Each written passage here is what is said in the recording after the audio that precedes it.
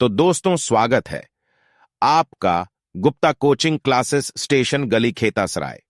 चांद के बाद अब सूर्य के रहस्यों की खोज के लिए आदित्य यल-1 की लॉन्चिंग पर गुप्ता कोचिंग क्लासेस स्टेशन गली खेतासराय की तरफ से आप सभी भारतवासियों को हार्दिक शुभकामनाएं एवं इसरो के सभी वैज्ञानिकों को सहृदय धन्यवाद। तलाशते हैं मंजिल बड़ी शिद्दत से, तलाशते हैं मंजिल बड़ी शिद्दत से, यूं ही बेवजह नहीं उड़ते मेरे ख्वाबों के परिंदे। तो जय हिंद, वंदे मातरम। दोस्तों welcome to my channel Gupta coaching classes station गली खेतासराय। आइए आज हम आपको लेके चलते हैं सूर्यान आदित्य L1 के पार्ट 2 को लेकर के। पार्ट 1 में मैंने काफ़ी चीज़ें बताया था, अगर आपने वीडियो नहीं देखा है तो उस पिछली वीडियो को देख लीजिए। उसके बाद हम उस पिछली वीडियोस का एक सारांश आपको यानी छोटा पैकेट बड़ा धमाका लेके आपके सामने लाए हैं। उसके सारे निचोड़ को लेकर के एक इस छोटी सी वीडियो में मैं आपको बताने जा रहा हूँ कि कौन कौन से प्रश्न बन सकते हैं, सूर्यान के ऊपर कौन कौन से प्रश्न आ सकते हैं आपके प्रतियोगी परीक्षाओं में। तो देखिए, सबसे पहला एक बार हम उसको फिर से रिकैप करते हैं। इसको 5 मिनट में हम रिकैप करेंगे कि सबसे पहला प्रश्न बनेगा कि सूर्ययान आदित्य L1 की लॉन्चिंग कब हुई। तो इसका आंसर होगा कि 2 सितंबर यानी 2/9/2023 को लॉन्च हुआ। दूसरा प्रश्न बनेगा कि वो कहाँ से लॉन्च हुआ है। उसका आंसर होगा कि सतीश धवन केंद्र श्रीहरिकोटा आंध्र प्रदेश भारत से लॉन्च हुआ। ठीक है। तीसरा प्रश्न है कि उसमें कौन सा रॉकेट यूज़ किया गया, यानी आदित्य L1 में कौन सा रॉकेट यूज़ किया गया। तो उसका नाम है PSLV C57। PSLV C57। अगला प्रश्न बनेगा कि वो कितने दिनों की यात्रा करेगा रॉकेट। वो रॉकेट यात्रा करेगा 125 दिन। 125 दिन उसको लगेंगे ये अपने टारगेट तक पहुंचने में। और उसकी दूरी कितनी है, 15 लाख किलोमीटर की दूरी है। 15 लाख किलोमीटर की दूरी वो तय करेगा 125 दिन में। उसके बाद वो अपनी कक्षा में पहुंच जाएगा। तो इसमें देखिए होता है स्फीयर ऑफ इन्फ्लुएंस।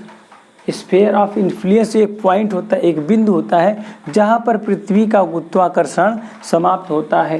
यानी पृथ्वी का जो गुरुत्वाकर्षण, यानी पृथ्वी पर एक जैसे पृथ्वी पर ये कोई वस्तु होती है, जैसे यहाँ पर गिरेगा तो ये ग्रेविटी फोर्स इसको खींचेगी अपने पास, और दूर है खींचेगी यहाँ अपने पास। लेकिन एक ऐसा पॉइंट आएगा जहाँ से वो उस चीज़ को नहीं खींच पाएगी।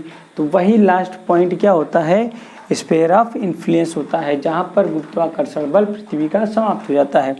नेक्स्ट है इसमें L1 में के बाहर जाएगा वो L1 कहाँ है, L1 पॉइंट कहाँ है, ये इसके स्फीयर ऑफ इन्फ्लुएंस के बाहर है।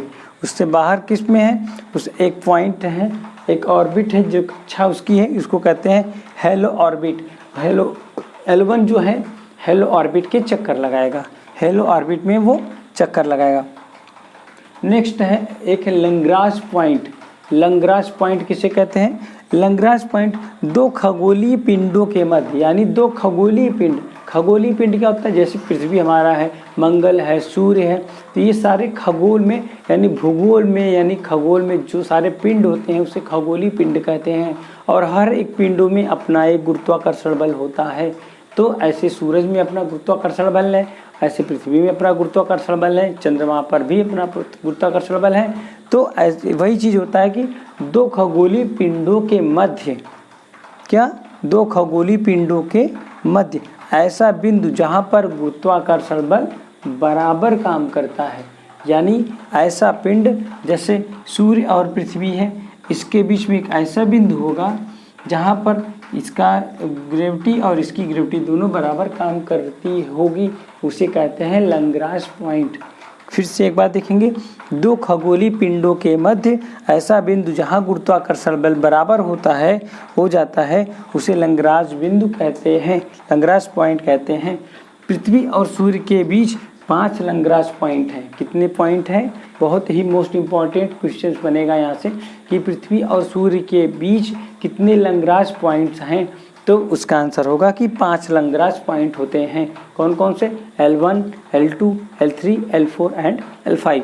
तो हमारे 5 लैग्रांज पॉइंट ऐसे हैं जहाँ पर पृथ्वी और सूर्य के बीच का जो गुरुत्वाकर्षण बल होता है वो एक बराबर मात्रा में होता है, बराबर।